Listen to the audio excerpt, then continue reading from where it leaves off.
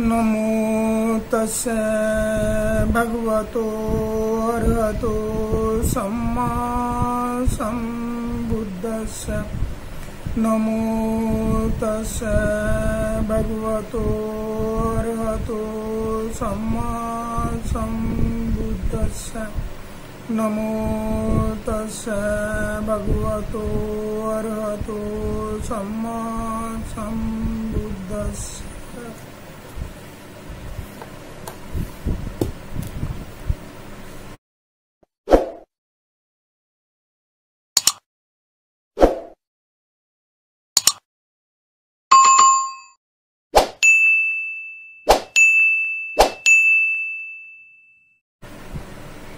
आषाढ़ पूर्णिमा भगवान बुद्ध के जीवन में एक महत्वपूर्ण स्थान रखती है। वैसे तो भगवान बुद्ध की आयु 80 वर्ष रही और 80 वर्ष में 80 ही आषाढ़ पूर्णिमा का भगवान बुद्ध के जीवन से संबंध है, परंतु इन सबके बावजूद कुछ ऐसे महत्वपूर्ण दिन हैं जो बहुत ही विशेष कर भगवान बुद्ध के जीवन से संबंधित है।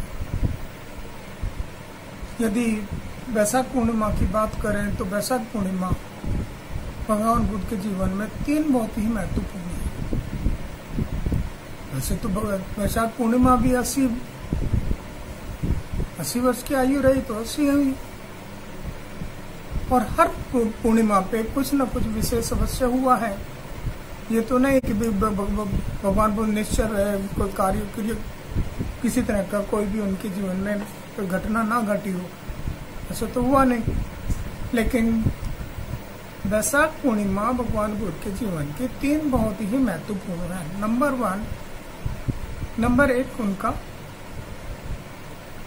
इस दुनिया में पदार्पण, उनका जन्म।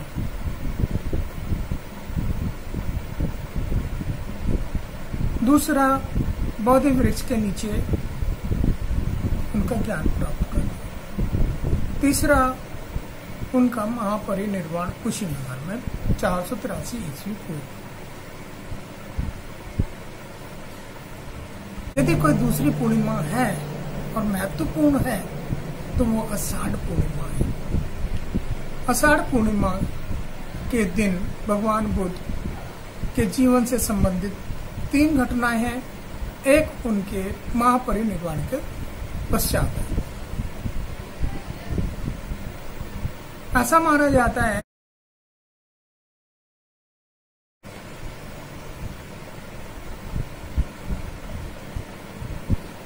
आषाढ़ पूर्णिमा के दिन प्रातः काल के समय अंतिम पहर में स्वप्न आया। उस स्वप्न में उन्होंने देखा कि एक सफेद हाथी आसमान से होता हुआ उनके दाईं तरफ उधर में प्रवेश करता है। हाथी के सूंड में कमल है। रानी ने अपने सपन के विषय में राजा सुधोधन से वर्णन किया और अपनी चिंता जताई कि इस सब का क्या अर्थ है। राजा सुधोधन ने अपने मंत्रियों, अपने विशेष सलाहकारों और राज्य के विद्वानों से इस सपन के विषय में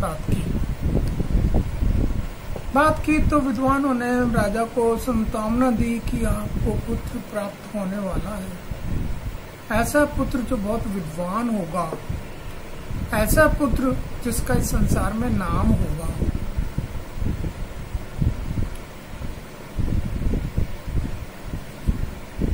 पहले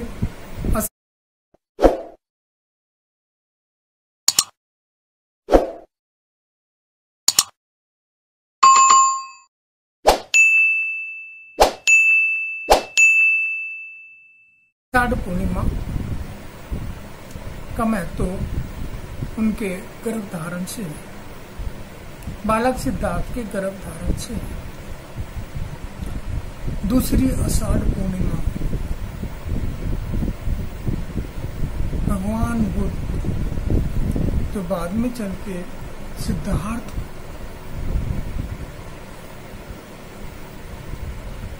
से बने हैं, वही सिद्धार्थ जीवन जगत के दुख से विचलित है। राजमहल में रहते हुए भी उसे बार बार प्राणियों में, मनुष्यों में चारों तरफ दुख ही दुख का व्याप्त प्रतीत होता है। वह देखते हैं कि मनुष्य कितना दुखी है। वो पल भर के लिए भी सुखी नहीं है। राजमहल में रहते हुए भी उसको राज्य की सारी समस्याओं से जूझते दुख उनके अंदर जो है प्रवेश कर गया है। उस दुख से वो बहुत पीड़ित है। उसका निवारण चाहते हैं, उस दुख को दूर करना चाहते हैं। बार बार शरीर में उत्पन्न होने वाली क्रियाओं से होने वाले दुख, सुख दुख सुख की जो क्रियाएं हो रही हैं, उनसे जो उनको बड़ा एक कष्ट हो रहा है। उन्होंने आषाढ़ पूर्णिमा के दिन निर्णय किया और घर का, राजमहल का, पत्नी का सब कुछ ऐसे त्याग दिया जैसे कुछ भी नहीं है। पूरा का पूरा संसार उन्होंने अपना, सुख से भरा संसार उन्होंने त्याग दिया। अपने जीवन का इतना बड़ा राज्य है, आगे आने वाले समय में राजा बनने वाले एक राजकुमार, और सबसे बड़ी बात और बहुत ही महत्वपूर्ण कि उसी दिन उन्हें पुत्र प्राप्ति हुई, राहुल। और रात्रि में राहुल को एक पल निहारते हुए क्षण को साथ ले राजमहल त्याग दिया। इस आषाढ़ पूर्णिमा को भगवान बुद्ध के जीवन में दूसरी घटना माना जाता है, दूसरी महत्वपूर्ण घटना माना जाता है, और इसी को महाअभिनिष्क्रमण के नाम से जानते हैं। महाअभिनिष्क्रमण भगवान बुद्ध अपने राजमहल को छोड़ के जंगलों में गए, अलार कालम के पास गए, रामपुत्र उद्योग के पास गए। वहां उन्होंने शिक्षाएं ग्रहण की, लेकिन उन्हें संतुष्टि प्राप्त नहीं हुई। जब वह संतुष्ट नहीं हुए तो वो वहां से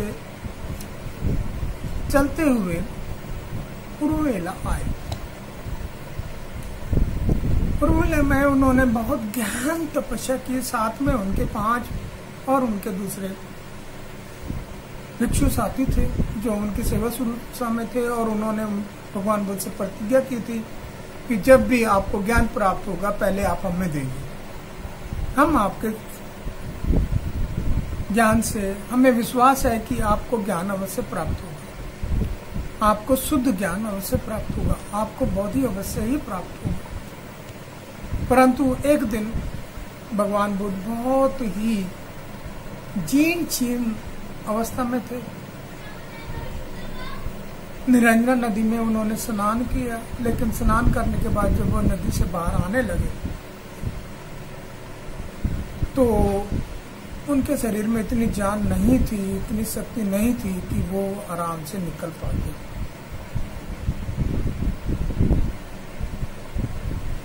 वह वहां से उठकर नदी से निकल एक निगृत वृक्ष के नीचे आ बैठे वहां सेनानी गांव की एक कन्या, एक नारी, जिसने ये प्रतिज्ञा की हुई थी कि यदि मेरे को पुत्र प्राप्त होगा तो मैं ये निग्रोध वृक्ष का जो देवता है उसको 500 गायों का दूध से बनी खीर समर्पित करूंगी। उसने अपनी दासी को भेजा। जब दासी ने भगवान बुद्ध को वहां बैठे हुए देखा तो वो बड़ी खुश हुई कि आज तो समय ही देवता यहाँ प्रकट हो गए हैं, निग्रोध देवता प्रकट हो गए हैं। उसने जाकर सुजाता को बताया और सुजाता जैसे ही सुना पाकर निग्रोध वृक्ष पे आई और भगवान बुद्ध को देख के उनको नमन किया। नमन कर उन्हें खीर खिलाई। खीर खाने के पश्चात भगवान बुद्ध ने निर्णय किया कि शरीर को ज्यादा कष्ट देना, शरीर को इतना कष्ट देना किसी चीज को पाने के लिए कि शरीर ही ना रहे, ये तो बहुत ही अन्यायपूर्ण है। और शरीर को राजमहल में रहकर उन्होंने पहले ही जान चुके थे कि कितने लेविसली, कितने सौंदर्य के साथ, कितने सुख सुविधाओं के साथ उन्होंने उस जीवन को भी जिया। तो उन्हें एक एहसास हुआ कि ये जो दोनों जीवन है, दोनों जो हत्याएं हैं, उनके मध्य में कोई ना कोई मार्ग होना चाहिए। और उस मार्ग के लिए उन्होंने सुजाता की खीर खाने के पश्चात निरंजना नदी के किनारे बोधि वृक्ष के नीचे बैठकर यह प्रतिज्ञा की कि चाहे मेरी नसों में से खून सूख जाए, नसें सूख जाए, चमड़ी सूख जाए, मेरी हड्डियां पाउडर बन जाए, परंतु मैं यहाँ से तब तक नहीं उठूंगा जब तक मुझे बोधि प्राप्त नहीं होगी। और उन्होंने इस तरह से वहां बैठकर एक गहन विपश्यना की।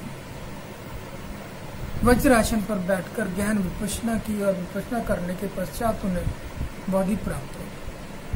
अब बोधि प्राप्त होने के पश्चात उन्होंने चारों तरफ देखा अपने कि अब इस ज्ञान को किसे दिया जाए। 7 सप्ताह तक बौद्ध ज्ञान में बोधि वृक्ष के पास आसपास के क्षेत्र में वे भ्रमण करते रहे, विपश्यना करते रहे। एक एक जगह जाकर उन्होंने अपनी विपश्यना को अच्छी तरह से जांचा, परखा और ये पाया कि ये जो बोधि मुझे प्राप्त हुई है, यह किसी समय, किसी शैतान, किसी वस्तु से बंधी हुई नहीं है। यह सब काल के लिए, पर भूत के लिए भी, भविष्य के लिए भी और वर्तमान काल के लिए भी सत्य है, उचित है। इससे ज्यादा, इससे कम कुछ भी नहीं हो सकता। उन्हें संपूर्ण संबोधि प्राप्त हुई। अब संबोधि जो है तीसरी घटना भगवान बुद्ध के जीवन में, जो तीसरी जो भगवान बुद्ध के जीवन में आषाढ़ पूर्णिमा के दिन जो घटना घटी, वह सारनाथ में पंचवज्ञ भिक्षुओं को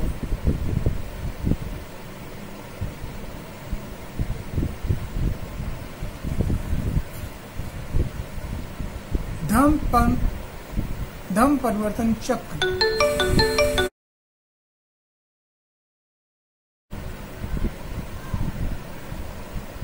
के नाम से प्रसिद्ध है। भगवान तथागत बुद्ध संबोधि प्राप्त करने के पश्चात इसी पतन मृगदाय वाराणसी आए। वहां उनके वे पूर्व 5 साथी, वे 5 दोस्त, वे 5 भिक्षु जो उन्हें बौद्ध ज्ञान में छोड़ आए थे, उन्होंने उनको जो संबोधि प्राप्त हुई थी वो ज्ञान उन्हें दिया। इस तरह से 3 जो आषाढ़ पूर्णिमाएं हैं, गर्भधारण, अभिनिष्क्रमण और पतित्व समुत्पात का प्रवचन, धम्म चक्र का परिवर्तन, ये 3 पूर्णिमाएं भगवान बुद्ध के जीवन में बहुत ही महत्वपूर्ण है।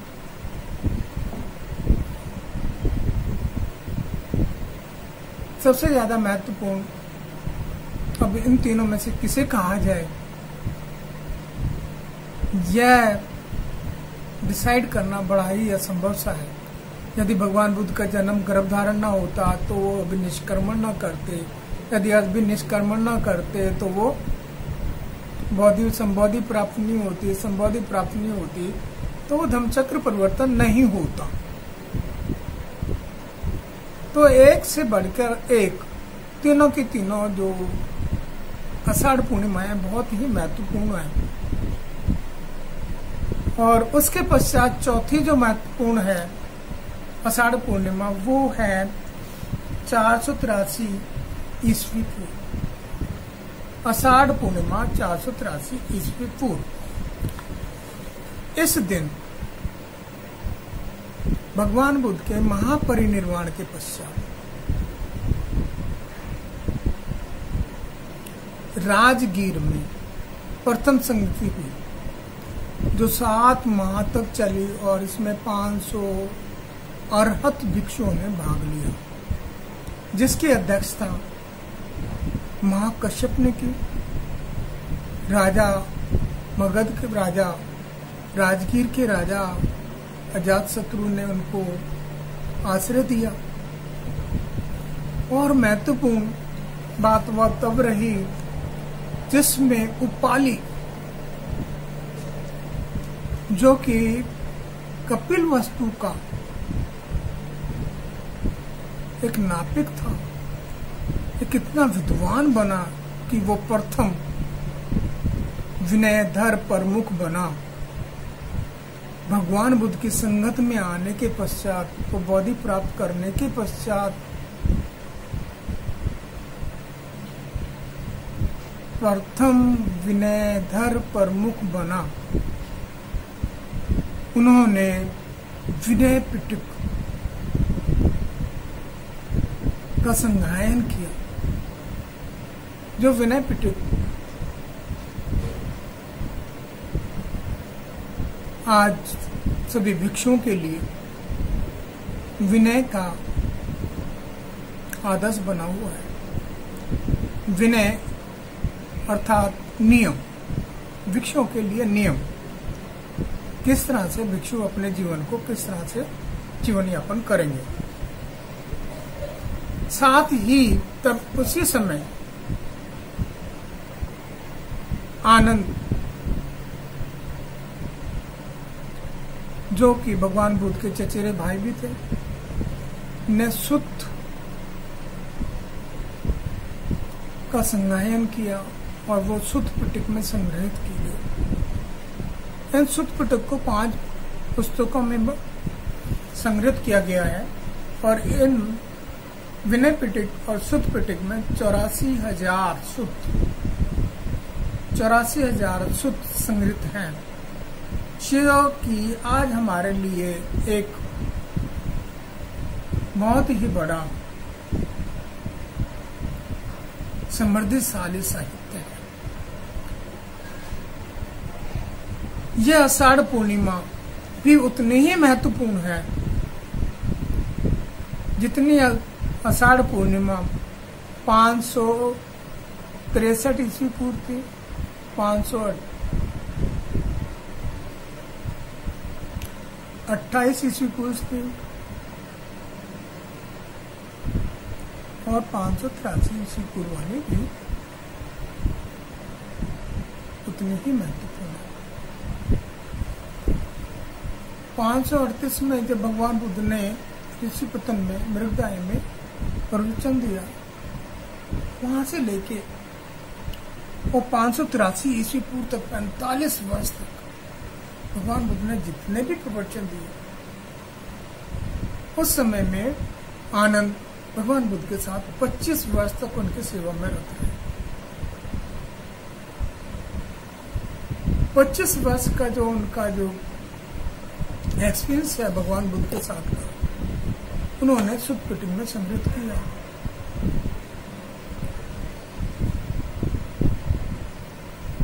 इस तरह से आषाढ़ पूर्णिमा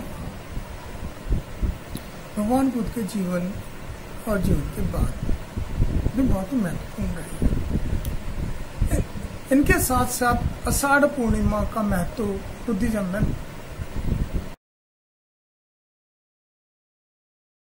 483 ईस्वी पूर्व से 45 वर्ष पूर्व अर्थात 538 ईस्वी पूर्व, जब भगवान बुद्ध ने ऋषिपतन मृगदाय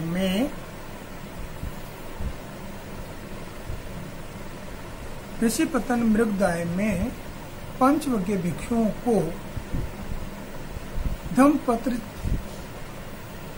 धम्म परिवर्तन चक्र की साधना सिखाई, धम्म चक्र परिवर्तन का प्रवचन दिया, धम्म चक्र को इस दुनिया की एक शक्ति बना के प्रस्तुत किया। उस दिन से भिक्षुओं को उन्होंने एक संदेश दिया कि 3 महीने के लिए आप वर्षावास करेंगे, अर्थात आषाढ़ पूर्णिमा के दिन से वर्षावास शुरू होता है, प्रारंभ होता है। प्रतिवर्ष भिक्षु संघ आषाढ़ पूर्णिमा के दिन से 3 वर्षों के लिए एक ही स्थान पर विनय पिटक के अनुसार वर्षावास करते हैं। वर्षावास की आवश्यकता क्यों है? भगवान बुद्ध ने ऐसा क्यों कहा कि आप 3 महीने तक कहीं नहीं जाएंगे, एक ही स्थान पर, एक ही मोनेस्ट्री में, एक ही विहार में रहकर प्रचार अपना साधना करेंगे, अपनी परिपक्वता करेंगे, अपने धर्म को सीखेंगे। इसके पीछे 3 महत्वपूर्ण कारण हैं। नंबर 1, वर्षा ऋतु में बहुत सारे जीव जंतु उत्पन्न हो जाते हैं और किसी भी भिक्षु के पैर के नीचे आकर वो जाने अनजाने में मारे जा सकते हैं।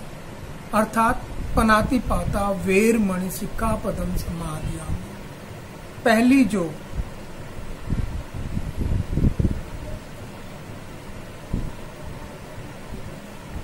हमारा बुद्धिज्म का पंचशील है वो टूट जाता है।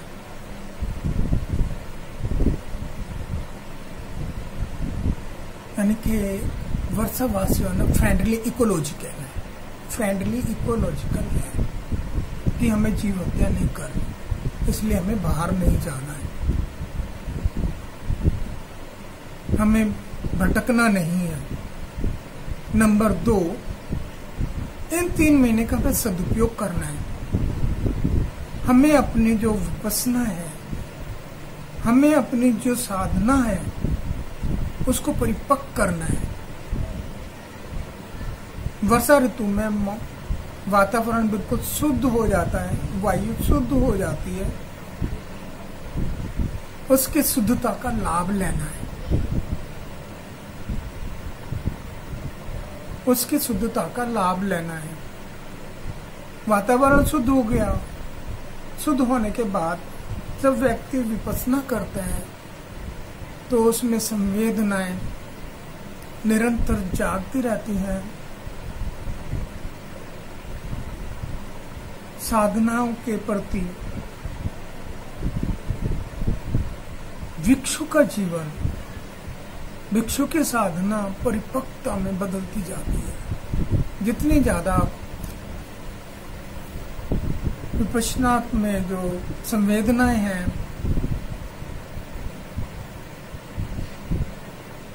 चारों तरह की संवेदनाएं परिपक्व होती हैं। कायासु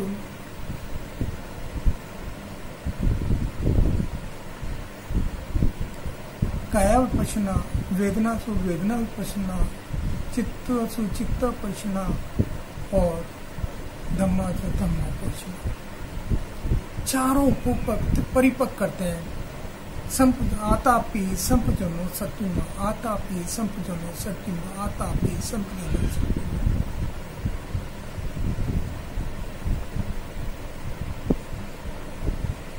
मनुष्य की जो प्रवृत्तियां हैं इस समय वासना बहुत बढ़ जाती है, क्योंकि ये पीरियड जो है ना, वर्षा का पीरियड जो है ना, प्रकृति जगत में ब्रीडिंग पीरियड के नाम से जाना जाता है। इन वासनाओं से दूर रहने के लिए, इन वासनाओं पर नियंत्रण करने के लिए, उनसे छुटकारा पाने के लिए विपश्यना बहुत ही आवश्यक है। इसलिए वर्षावास का महत्व बहुत ज्यादा है।